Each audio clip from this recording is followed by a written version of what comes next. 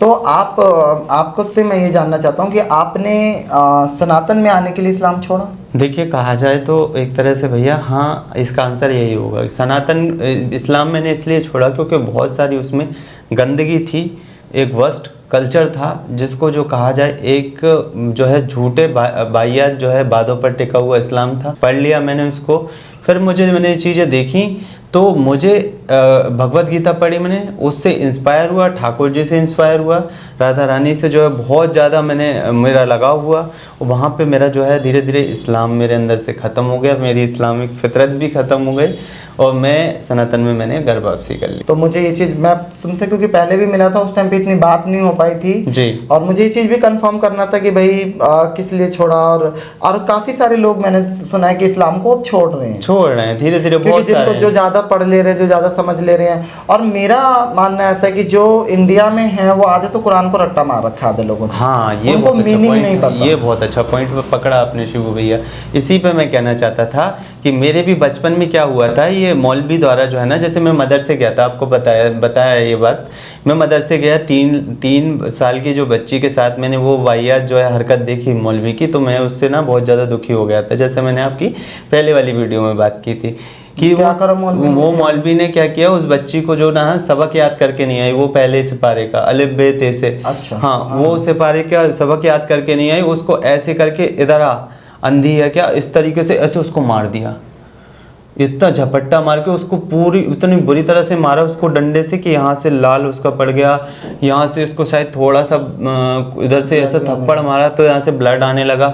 इस तरह की वाहियात चीज़ें मैंने देखी तो मेरा मन जो है ना बड़ा दुखी हो गया कि क्या चल रहा है। मतलब ऐसी अगर इस्लामिक आइडियोलॉजी है तो मैं नहीं समझता कि हाँ, मौलवी मारते तो बहुत तेज थे। जब मैं जो भी पढ़ी है पिटाई सबक याद करके नहीं, और तो बहुत बुरी तरीके से मारते हैं। फिर और घर वाले भी, मैं कहूँ कि घर वालों को करेंगे इमाम साहब मारते हैं तो अम्मी और अब्बू कहेंगे अरे ठीक है, मारेंगे नहीं, तू याद नहीं करेगा तो याद करके जा, तू मारेंगे नहीं। और वो सबक जल्दी याद होता नहीं, और उसका मीनिंग तो मैं कह रहा हूँ मौलवी को भी नहीं पता होता था कि मीनिंग क्या है। बस रट्टा मारते जाओ, पढ़ते जाओ। जी बिल्कुल, मुझे मीनिंग मुझे भी नहीं पता। दूसरी बात जब मैंने देखी, एक चीज़ क्लियरिटी शिव भैया, कि ये जो जितने मौलवी लोग हैं क्या करते हैं कि आप जैसे बचपन से आपको कुरान पढ़ाया, मैंने मदरसे का कसम खा ली कि पापा मैं नहीं जाऊंगा मदरसे, इस बिल्कुल मानवता नहीं रहती मौलवियों में, मुझे भी मारेंगे और वहाँ पे बच्चियाँ भी ऐसे मारते हैं। ये एक तरफ से देवियों को पूजा जाता है एक तरीके से 9 दिन सनातन धर्म में। तो मुझे बड़ा मतलब अटपटा लग रहा था क्योंकि मैं बालक था छोटा,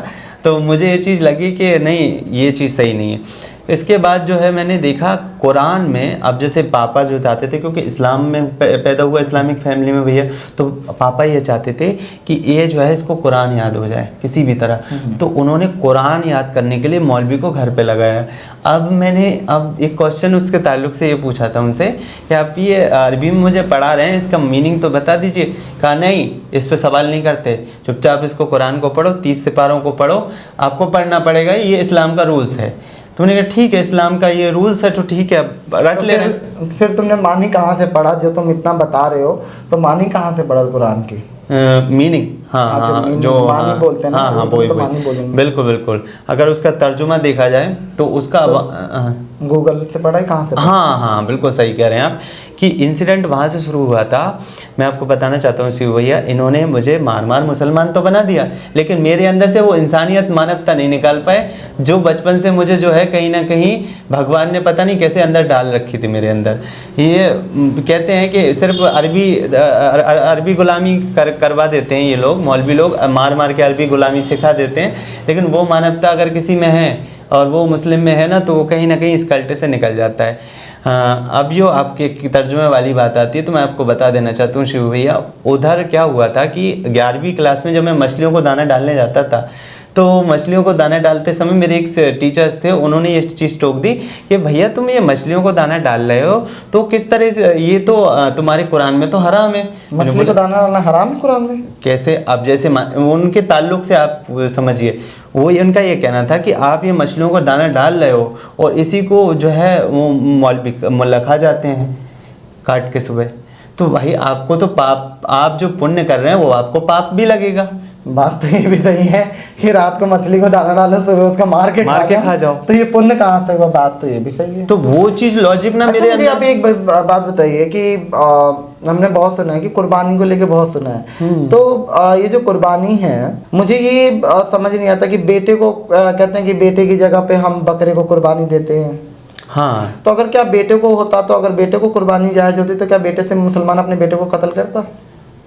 करना पड़ती। ये तो इस्लामिक आइडियोलॉजी है, वो तो इतने कट्टर होते हैं कि वो जो है अगर कोई इस्लाम को फॉलो ना करे तो वो उसका भी सर तन से जुदा ये कह देते हैं। तो वही चीज़ है। तो उस टाइम क्या है कि ये जो कुरीतियाँ इन्होंने बना दी कि नहीं, अब मुझे तो ये चीज़ फेकोलॉजी समझ में नहीं आती कि अल्लाह ने उस टाइम ये कैसे लिख दिया कि वो कुरान उस बच्चे को हटा दिया और वहाँ पे दुम्बा डाल दिया, दुम्बा कट गया, लोजाब हो गया। ये नॉनसेंस। मैं तो ये मेरे तो सर में दर्द हो गया इस्लाम के पचौड़े सुन के। और आप सभी लोगों से कहना चाहूँगा, ये भाई हमारे अनय ठाकुर हैं, मैं अपनी वाणी को यहीं विराम दूंगा क्योंकि मेरे बस की यानी इस्लाम की ओर मैं सुन सकूँ। मैं सिर्फ राधा नाम सुनने वाला व्यक्ति हूँ, तो मैं तो माफ़ी चाहूँगा। मैं सुन के तो पता नहीं क्या मुझे अपने घर वालों पे लग रहा है कि क्या वो लोग हैं, निकलते क्यों नहीं है। तो खुद के चैनल पे आप ये सब चीज़ें बताते हो? हाँ भैया, मैं खुद के चैनल पे ये सब चीज़ें इनका चैनल है अनय ठाकुर के नाम से, नीचे मैं कमेंट में पिन कर दूंगा। अभी मैं बता देना चाहता हूँ आपको भैया, सिर्फ एक्स मुस्लिम अनय के नाम से है। वो एक्स मुस्लिम जो है पहले का लगा हुआ है, लेकिन कोई उसमें कोई दिक्कत नहीं है। वो एक्स मुस्लिम लगा लिया तो जो कट्टर तो सनातनी है, ठीक है, उससे कोई फर्क नहीं पड़ता। एक्स मुस्लिम इनका अनय ठाकुर करके है, ओनली अनय है भैया, ओनली अनय, एक्स मुस्लिम अनय करके इनका यूट्यूब चैनल है। आप सब लोग जाइए और सब्सक्राइब कीजिए और भाई को सपोर्ट कीजिए। और मैं कह रहा हूँ इस भाई को नहीं, जितने भी सनातन में आते हैं मुस्लिम, उन सभी को सपोर्ट करना चाहिए। तो बस आज की बातें कैसी लगी आप लोग कमेंट करके बताना। और जो इस्लाम की बातें थी वो भाई ने बताया, मुझे खुद काफ़ी चीज़ें पता नहीं होती।